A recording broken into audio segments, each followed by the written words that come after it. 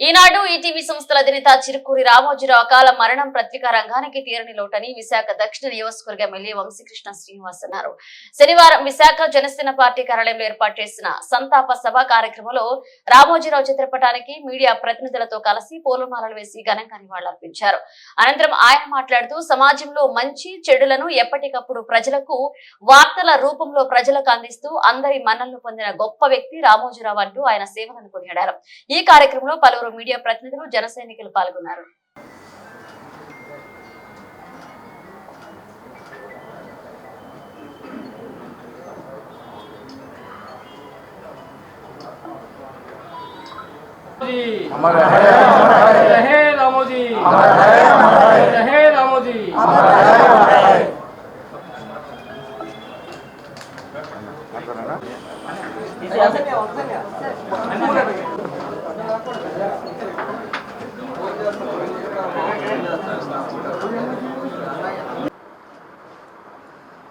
పత్రికా రంగంలో మీడియా రంగంలో రారాజుగా ఉండి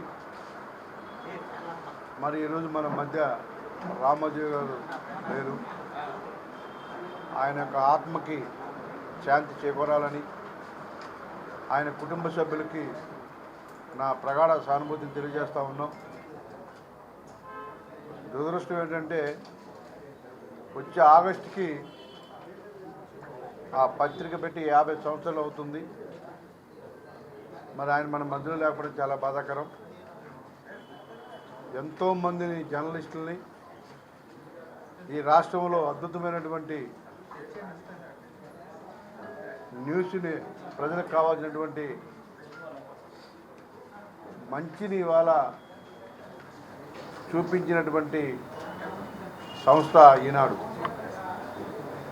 ఈనాడుకి ఒక బ్రాండ్ ఉంది, ఆయన క్రమశిక్షణే బ్రాండ్.